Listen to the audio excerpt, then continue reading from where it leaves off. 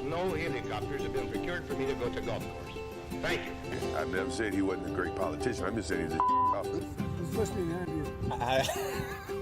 How'd you play out there today? Well, I found the conditions challenging, mostly because there's no grass on the golf course, but there never has been. I'm thinking about the swag bag, and I had high hopes for the swag bag. When you got 3 crevices on the green, your course is trash. What's happening, everyone? Welcome back. Beltway Golfer Podcast, episode 63. I'm your host, Alex Dixon. For this episode, I sat down with 2 other hosts of a locally produced golf podcast, Adam and Eddie, who have been hosting the Mediocre Golf Podcast for going on 4 years, 190 episodes.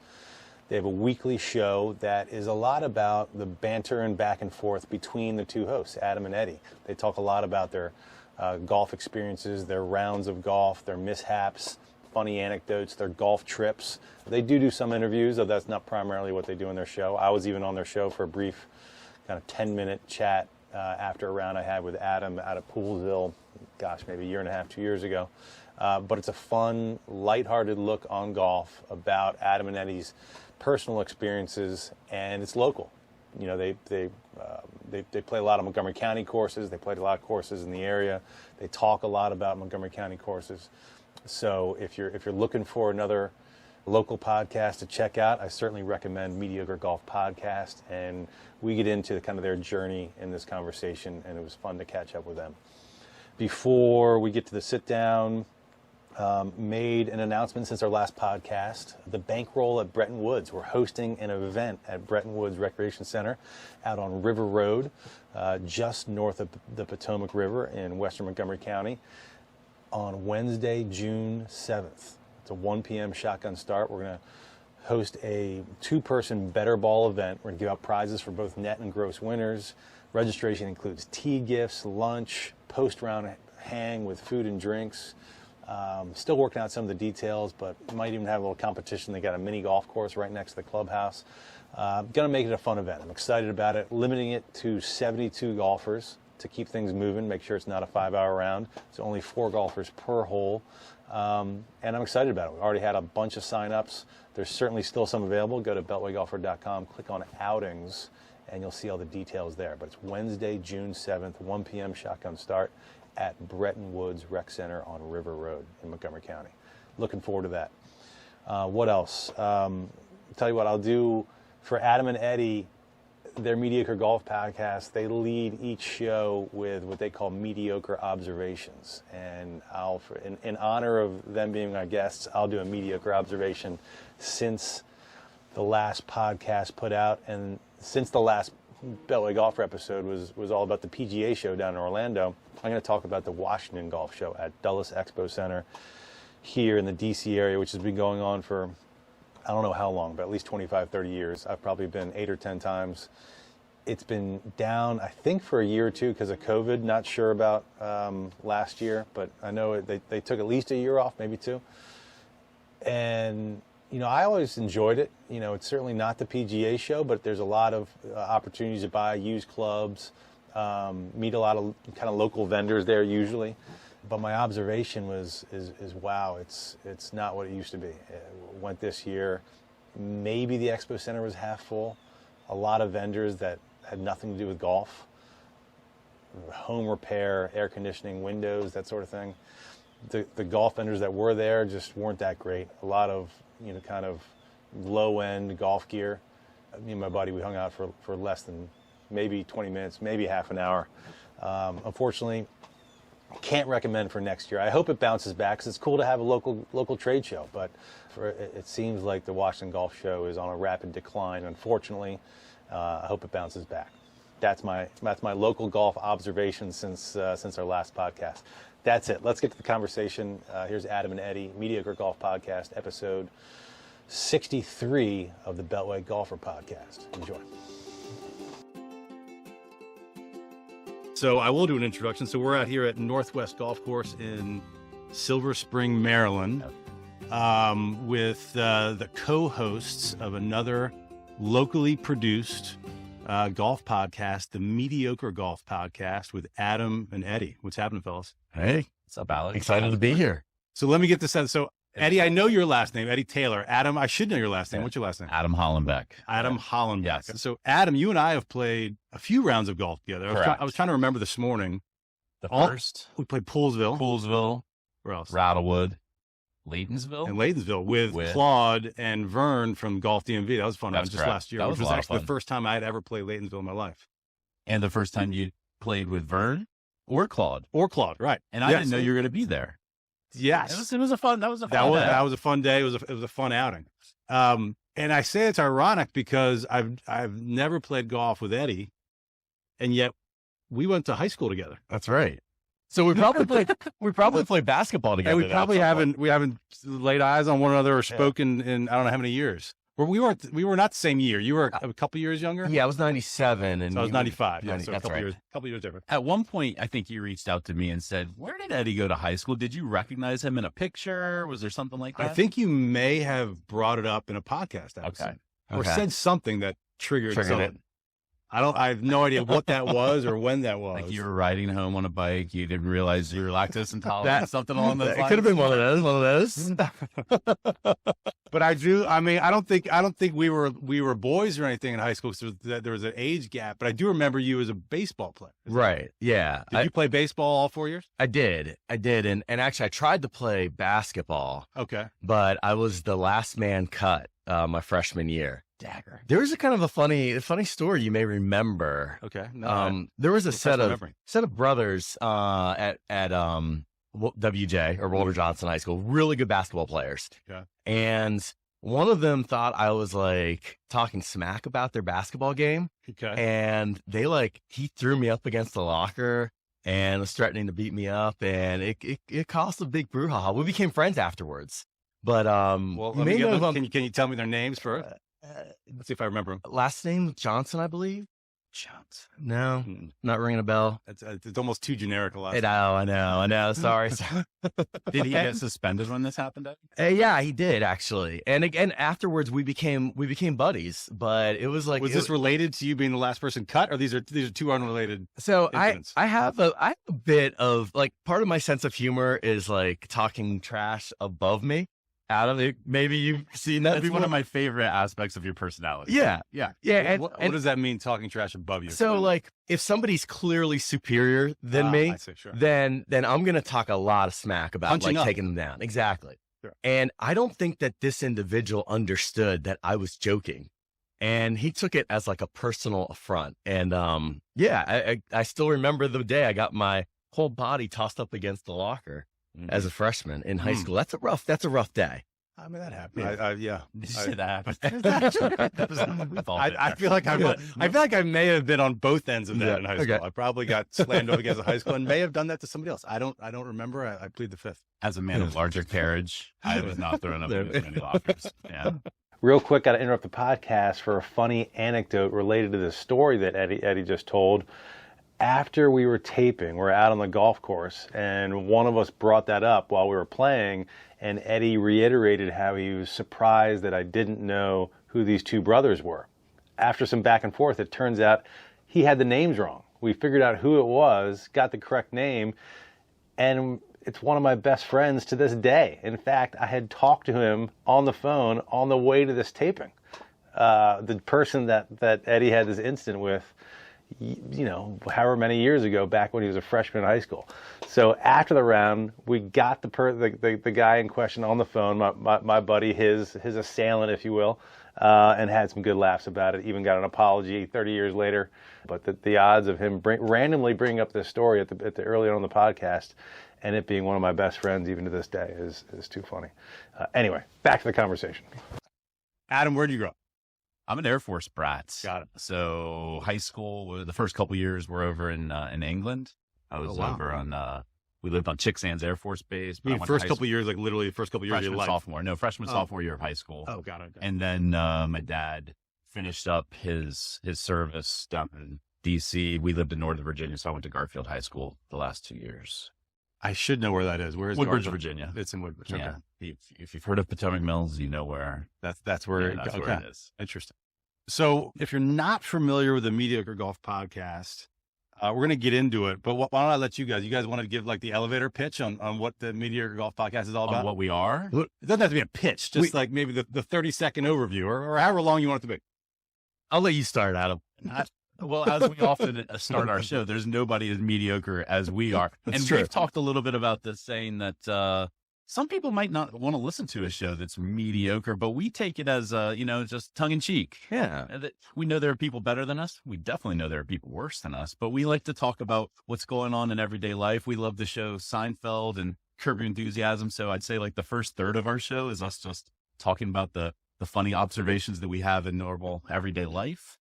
We usually at some point get into our golf and kind of point to make fun of the people that we interact with and ourselves, our golf games. And we usually like to talk a little bit about what's going on in the world of golf. I think at first we used to talk about more what's going on tour each day. We don't like that anymore. But if there's a rules controversy, we kind of like to give our 2 cents on that as well. Yeah. So I think you summed it up pretty well. I think that's kind of our show in a nutshell. Sure. Yeah. And I imagine that's why a lot of folks have taken to your show. It's very different than mine. Like the Beltway Golfer is literally, this is an interview show. I mean, I do short intros, but it's really about the person I'm talking to, where you guys really get into, amongst other things, your round of golf and how you played, and talking about not just, how you did on this hole, though that's a part of it, but a lot of like also maybe the funny things that happened in and around the things around your golf round, but it's really a lot about your own experience. Sure. Yeah. And I think that's where I think a lot of people relate to that, because, you watch golf on TV and it's like, somebody's like, oh, par here, birdie. And then like us, we're like, well, then we triple bogeyed that hole, or, we needed this to break 80 and then we completely collapsed. And I think people can relate to that, because, there was a lot of golfers that would love to shoot the scores that we do. Sure. That's actually one of the funny things. I actually got out and played yesterday, and I was wearing one of our hats, the Mediocre Golf hat. And people are like, oh, one of the guys was like, oh man, that's awesome. Like, oh, I want to check out the show. And then I hit a drive right down the middle, and they're like, that ain't Mediocre Golf. That's crap. What kind of name is that? So, but we always, it's all relative. It's all relative. And we always point to the fact that there are a lot of people that will say, oh, you guys are shooting in the 70s on a consistent basis. You guys are way better than mediocre. But then we have friends who are scratch, professional, who just talk so much trash to us that we're used to hearing it on the other end that we That's suck. right. So that's right. So and we often will say everybody has a mediocre range or zone. Like I think Eddie and I, it's pretty similar. I think if we shoot 80 to 85, we kind of walk off the golf course going, what the hell happened? But we understand that there are people who don't break 100, and that is a spectacular round. We understand that. It's different for everybody. So we like to point to that. I don't think that we talk quite as often about our rounds and going hole by hole. That's something we definitely did earlier on. Right. We've learned, like, people don't want to hear hole by hole so much, but they want to hear what made it interesting. I think they like hearing about the collapses. Seriously, because people learn from bad stuff. If they just hear, wow, Eddie, you birdied 2 out of the last 3 to shoot a 78. Good job. That's a quick little golf clap. But when they hear, I fell apart, this is how I handled it, this is what went wrong, this is why I'm mentally struggling with the game, this is why I didn't touch my golf clubs for 4 days, this is what I'm going to do to fix it. People can really relate to that kind of stuff. I think that's one of the reasons, like you look on YouTube, I mean, getting away from podcasts, look at YouTube, this like proliferation of videos of, average golfers playing their rounds with like millions of views. Because people, it's intriguing.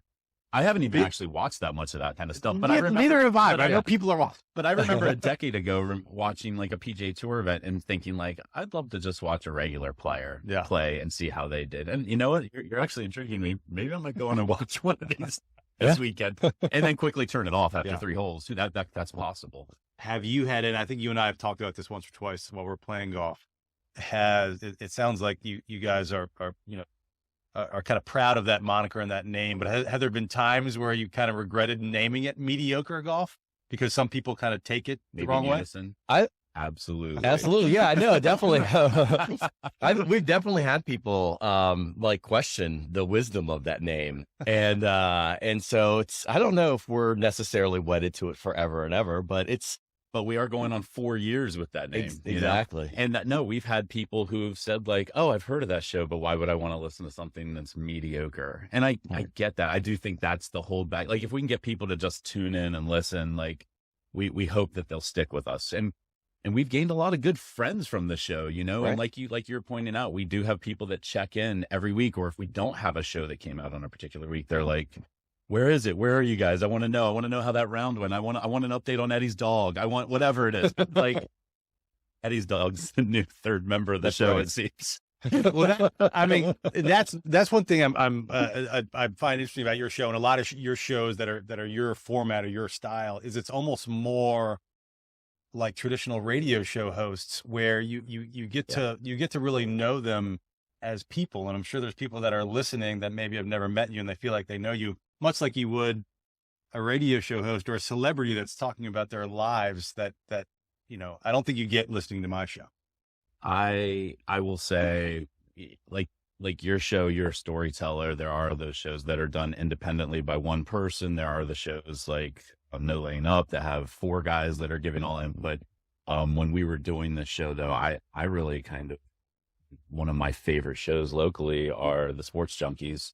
Sure. And I love that format. And I've met 3 out of the 4 of them, but And you feel like you knew everything about it? I feel like I knew them when I met them, and I'm like, yeah, it's out, and they don't know me, but Right. yeah, I feel like they're my friends almost. Sure. And I hope that some of our listeners have felt like that, or even the ones who haven't met us yet. They probably feel like they know us to an extent. So now there is a downside to this though. Okay. And that is, I can't tell you how many times I've been out with a buddy saying like, oh, I got to tell you about my round last week. And they're like, Eddie, we heard it on the podcast. Like, and I'm like, oh, it takes the fun away. Cause part of like, as golfers, like we love telling stories to our buddies about what happened on the golf course. Yeah. And now that we do this, it kind of like when we're with our buddies, they're like, oh yeah, we know what you did. We know about that trip you went on. You don't have to tell us about it. We listened to it for an hour.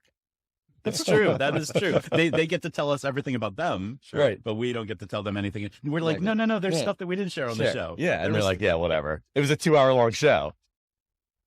To that point, because I do the same thing. Like when I play golf, I have 2 or 3 buddies that are like literally, if I wasn't playing with them, or even if I was playing with them, I'll call them on the way home from the round and just tell them like they give a crap about everything that just happened on my day on the golf course.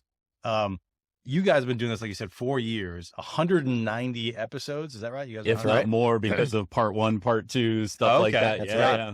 But so you guys have been doing it essentially week in, week out, every single week, have stuck to it just about for 4 straight years. Is that part of it, kind of what makes it easy to stick with that routine? Is you guys are literally just kind of having that phone call I just talked about with my buddies, except you're doing it with each other and you're recording it? For sure. I would even venture to say, Eddie, that like going back 10, 15 years ago when we would play, that's exactly what we would do every single round, sometimes every single range session. Like, listen to what I found. Right. Listen to how crappy this went. It was always one way or the other. But now, as we've done the show has kind of turned into our weekly check-in, right? Yeah, I mean, absolutely. Because we want it to be fresh. Unless something amazing happens, like we save it for the show. We want it to be fresh on the show. We want real reactions. We don't want it to be like, okay, well, I'll act like this next time I hear it. We don't want that at all. We want it to be fresh. So the show has kind of turned into our check-in. Absolutely. What was the motivation of getting this thing started if you go back 4 years? Well, okay, so Chasing Scratch has to get a little bit of credit here. Absolutely. Yeah, I mean, we fell in love with their show, season 1. Adam actually introduced Chasing Scratch, another podcast. Correct. Very popular podcast. Yeah, Mike and Eli. Who I think they're buds. I consider them buds now. They certainly helped us get this off the ground. Yeah. I And met them briefly at the PGA show in I heard Orlando. that. It was only for, we had talked for a minute, but Yeah. they're very nice. very Super cool. nice. Yeah, and then I don't know who said it to who first, but we were like, we talk so much golf. Why don't we just record it and see what happens? And that's really how it started. Yeah. Prior to the show, I would call Eddie on like a Saturday morning and talk about a round or the equipment that I was thinking about buying or going Right. to the range. And we would be on the phone for 2 hours straight or more. Right. And it would be like, we're talking, our wives would be upset. Yeah. Yeah. That we're Like, talking this much. And it was around that time when Chase and Scratch came out. I fell in love with their show, which is very much a storytelling. So theirs is more of a week to week, a continuation of a story of them chasing Scratch. Yeah. And then I had reached out to them through social media. They were talking about me on the show. I think that gave me some motivation. And then after one of these 2-hour talks on a Saturday, it was like, why don't we do a show? Yeah. We reached out to Chase and Scratch. Mike gave us an hour one day and kind of told us all the equipment we needed and gave us recommendations. And you might want to use this platform to put it up. This tracks your numbers better. 4 years ago. How long had they been going? They were in their first year, I think. Or maybe they had finished their first going into their second. Yeah, it was right. Were they it was very towards the popular beginning. yet? Well, I think they were. I had never heard of them until I think popular. you were the one that actually told me about them. I wasn't familiar with them. And they are huge now, like sponsored by Titleist and FootJoy, and they took it to another level through YouTube, I think. Right.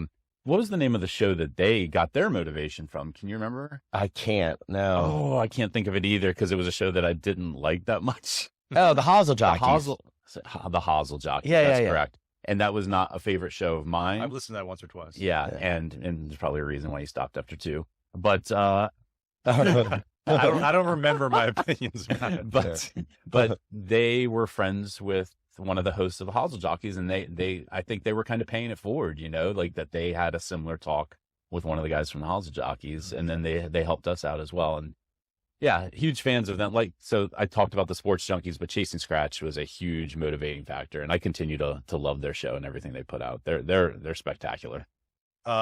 Another thing, correct me if I'm wrong here, or I know I'm not wrong. When you guys started this, it was a 3-person podcast. That's right. With your dad, right? That's correct. Yeah.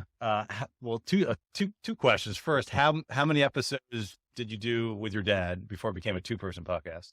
Okay, so about a season, so almost the full year. I think it went probably like 5 seasons, so I would guess like 50 episodes. Yeah, just about. Yeah. So that's pretty cool to have your dad on the podcast. Yeah. But was it? Tell us the story. How did it become 2? Did you have to fire your dad, or how did that work? There was no firing. Yeah. No. There was no firing. He did step away. Okay. I think there were some creative differences. I mean, maybe Adam can speak more to those than I can, but I think he's still in many ways still a big part of the show. I play probably a majority of my rounds with him. And, he's the first one to text me after a show drops, like tell me what he thought about it. And he has guest hosted from time to time. And so, he'll probably be back in that context. But Adam, you want to talk about some creative differences? No, not really. No, there were creative differences. I mean, that's kind of it. We had discussions and we couldn't come to an agreement. We did not let him go, but he decided to step away. There are not as many songs or poems since he stepped away. That's true. Yeah. So I'm not sure I've listened to an episode where you did a poem. My favorite, looking back at a David episode, is he went down to Pinehurst and visited some friends. He didn't play Pinehurst number 2 or number 4. You may know the numbers he played. Right, like 5 and 3. Yeah. But I remember us asking him to give a review of the course, and he said, "Well, there was a nice stream on Pinehurst number 3, and there were some rolling hills." And you got to hear about the frogs I saw. And I think, nature lover. And I think at the end of that, we were like, that is one of the most interesting reviews we've ever heard about Pinehurst. So yeah, there were some differences, but he's still involved. He always agreed with Eddie. There was almost like if there was any disagreement, it was always 2 against 3, and I knew which side had 2. And I would follow up with the text that comes through after we drop each episode is to say what he agrees with Eddie on. Well, that is consistent. To be fair to my dad, if you paid any attention to our Instagram polls, most people agree with me on most. That's total crap. It's just side sitting, for example. Remember the side sitting issue? What was the first poll that I don't remember, and I'm sure you're not going to remember because you lost. Yeah, I don't remember that one either. Well, I think that's key to a good show is a little bit of conflict, that you guys don't agree on everything. You guys, right. You guys disagree quite a bit. I think a lot of TV shows and radio shows, they kind of preset the conflict. We don't. We just don't agree. But we do agree to to disagree. I mean, we know that we have different opinions, and Yeah. I don't think we beat each other up. I think we do a pretty decent job presenting our sides, and then when we think it's funny enough, it usually ends up in some sort of Instagram poll, which which then when Eddie loses, we'll say that I framed to make it look like I wanted to win. My record's like 10-1 in those Instagram polls. Such crap. give or take. Such crap. So you guys are local. You Yes. guys both live in northern Montgomery County, is that right or no? I'm over in Howard County, but Howard really County, close okay. by. Yeah. Okay. So I'm in Frederick County and very close by to Montgomery. And Adam, you work in DC, right? Correct. Eddie? I work about 10 steps from my bed. Perfect. Yeah. I like that. Well, let me clean that up a second. That's a Let me- best I type of office. got to clean that up. I have an office off my bedroom. So Got it. yeah, But so you guys are local. Could be taken You guys forever. talk a lot. You guys play a lot of Montgomery County courses. Sure. But one of my questions is, again, like my podcast, everybody I'm talking to, it's called Beltway Golf. It refers to DC. Everybody I'm talking to, like my whole shtick and theme is connected to kind of the DMV or DC area in some way. Because it's Mediocre Golf Podcast and you guys are really just talking about your experiences, is a lot of your listeners, do you look at the geographic demographics? Is it mostly this area or is it all over? It is all over. It I is. actually have stopped looking at that stuff to be honest, because I think it's something that we paid particular attention to early on, but because we have a lot of listeners in the UK, Right. It is all over the US. I mean, but the majority are from Northern Virginia, Maryland, DC, Pennsylvania. I feel like that's where the majority are, but it's kind of cool to see like every state check off and click off. Yeah, that's definitely right. And then one of the things I think we're the most proud of are our travel shows. So we've done a number of like Scotland shows. We've done, Stream Song. We've done Cole or Bandon. Wisconsin. I've done Pebble a couple times. But, those shows, we really see a geographic dispersion. So Sure. the typical show, I think Adam's right. Yeah, mostly in the DMV area would be the majority of our downloads, but we definitely have a following in the UK.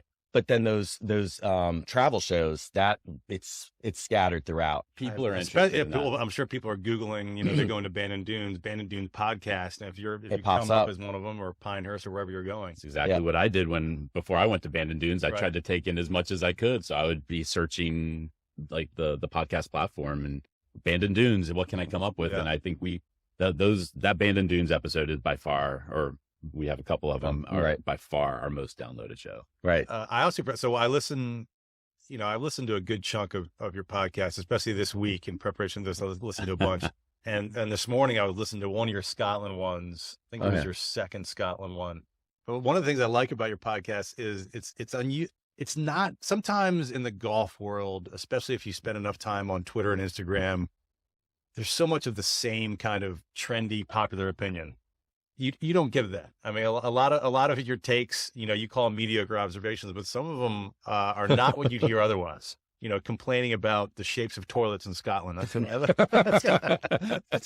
But I think those are great. And just kind of the way you talk about the courses, I think is a little bit different than most, which is cool. Not only the golf, but with our mediocre observations, whatever it is, which I do like to think of as kind of Curb Your Enthusiasm or Seinfeld inspired.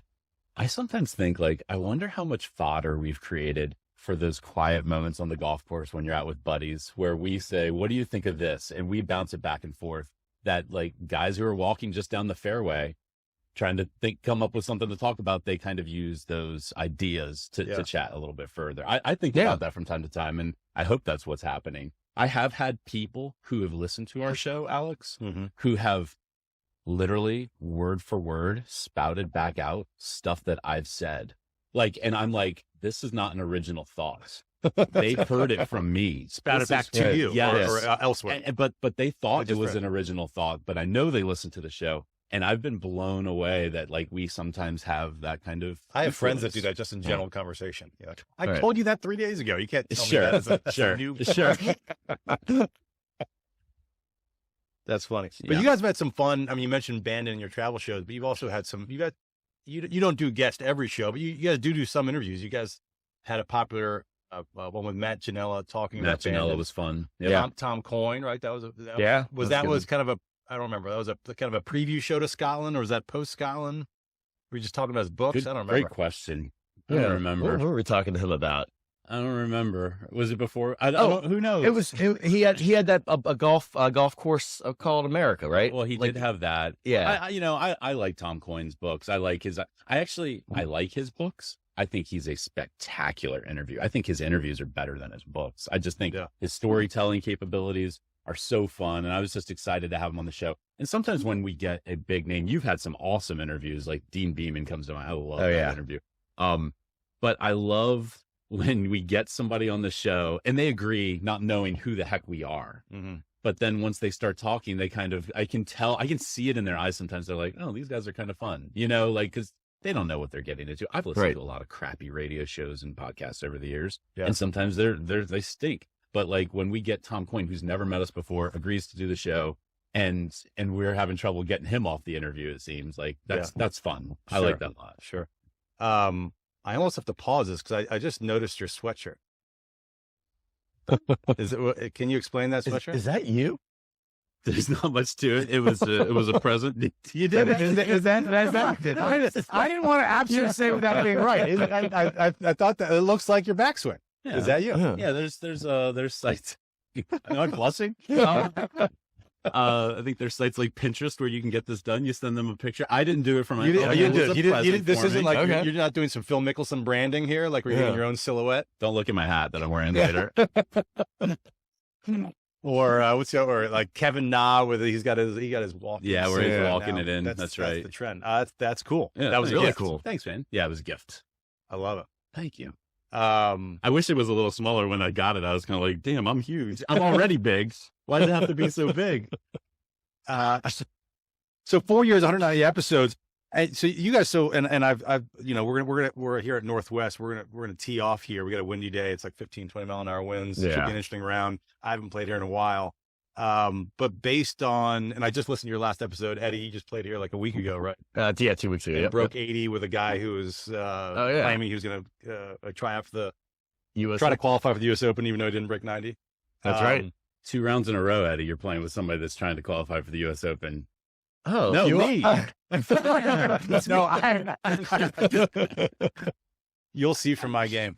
I'm curious. Since you guys have started this, has what kind of impact has hosting a podcast for 4 years had on your golf game? Does it require you to play more golf? Are you busy with the podcast? You play less golf, or is it you want to make sure? Because sometimes, I'll be as you think about that. Sometimes, like for me, it's almost 2 parts. One, trying to get the podcast going and everything around it, social media and blah, blah, blah, all these different things. Sometimes I play less golf because I'm so busy doing other things. Sure. At the same time, I'm constantly like, want to keep my game in shape because when I go play with people that have maybe heard of Beltway Golfer, or I tell them about Beltway Golfer, I don't want to shoot 98. I want to be half decent. Well, let me take a stab at this first. Please. I don't think, and I'll speak for myself. I don't think it's possible to play more golf given everything else that we've got going on in life. I mean, I've got, family and I got another day job. And so I don't think it's cut down on my golf at all. Okay. And I also don't think it's increased it. I think I play like any opportunity I have. Like I will lie, cheat, and steal to get out in the golf course. All right. So like, I don't think it's changed that at all for me. Now I will say that I have a bit, like I have a bit of an ego. So like, I don't want to shoot 98s either. So I guess to some extent, maybe there's a little bit of pressure when like, if I'm like playing with like a listener or somebody who I don't really know that well, first time out, like I don't want to embarrass myself when they hear me talking about shooting 75s and 79s or whatever it is. So I guess there's a little bit of that, but what do you think? I have multiple thoughts here. Number one, I do want to point to Eddie's 2022, where he played Bandon Dunes, 8 days in Scotland, Pebble Beach, and Pinehurst, which I think may be one of the single greatest like travel years. It's a solid year for somebody who is not a professional golfer. Pretty good year. And I think some people that do those trips, they don't play much other golf. You still found a way to play every week while home too. So do you have any idea how many rounds that was last year? About 80. That's pretty awesome. Okay. Wow. Yeah. Okay. Yeah, that's good. Yeah. It's all relative. I'll let you answer, but it's funny. I think last year I average about 35 a year. Like, Okay. I don't play nearly as much that much golf, but I got a direct message from somebody at the end of the year last year. I don't even, I think it was unprompted, but it was just like, I just played my 250th round this year. I'm just like, holy shit. It's all relative. Sure.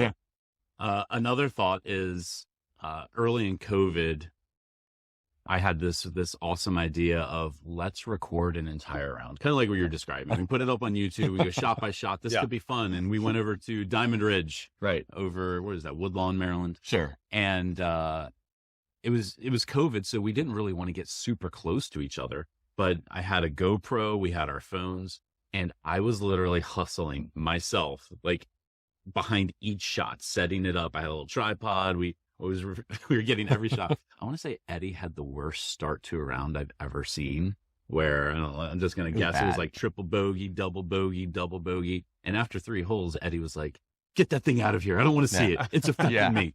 And I was like, if we can't record this, what are we even doing? Right. But then around he started to figure it out after we had the GoPro out.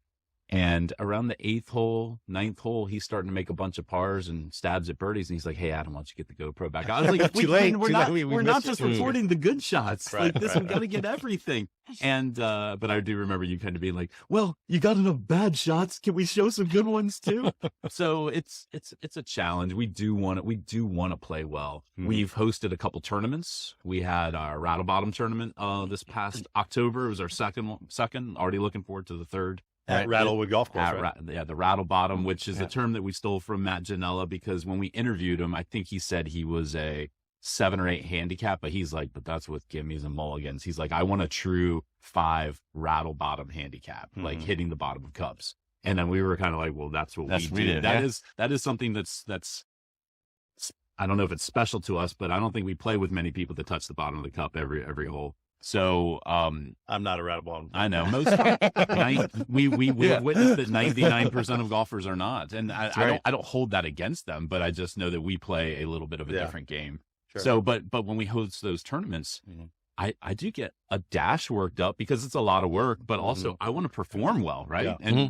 And Eddie actually beat me in the last one by a stroke. I think 79 to 80. That's right. In the first one we played, I was super excited. I shot a 75. The only people that beat me were a college golfer, a professional golfer, and a plus handicap. So we want to play well. We want to show up. We want to, whenever we're with our buddies or listeners, we want to play well. That's for sure. Yeah. And we always want to kick each other's butts. That's number one. That is goal number one. Like, I don't know if you watched the new Full Swing show on Netflix. Well, I already the finished first it. episode was titled with Justin Thomas. Frenemies. I feel like that's a perfect description. And actually, that probably should have been the name of our podcast, is Golf Frenemies. Something like that. Yeah. I look forward to seeing it. So we got a tee time here in like 25 minutes. Yeah. So we might, depending how windy it is, we might record a little bit more out on the course. Yeah. Sure. But we should probably warm up here. Anything else we need to cover before we head out there? No, thanks for having us on the show, though. We love your show, so this is great. I'm excited. I'm excited to see you guys. You guys are playing together today, and we got a fourth. Yeah. Do you guys put any action on when you guys play each other?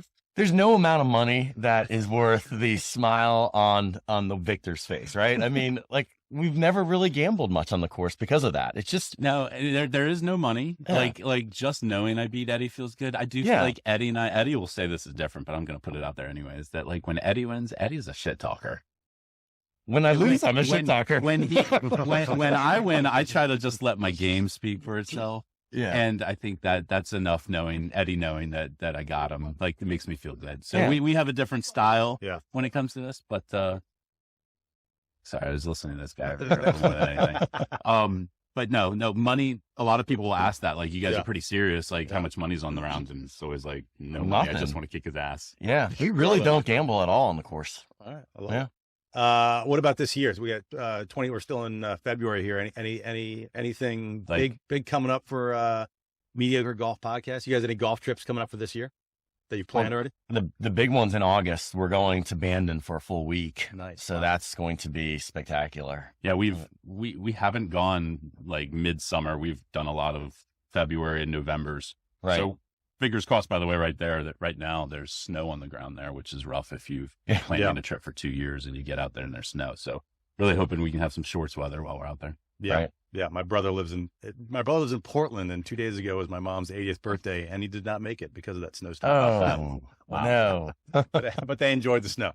Well, listen, this is great. We'll try to record a little bit more out there, but congratulations on 190 episodes, 4 years. Let's go play some golf. And Alex, we look forward to getting you for a long-winded interview on our show so we can get all the dirty behind-the-scenes stuff that you haven't shared on your show. Anytime. Awesome. Awesome. All right. Thanks, Alex. Awesome.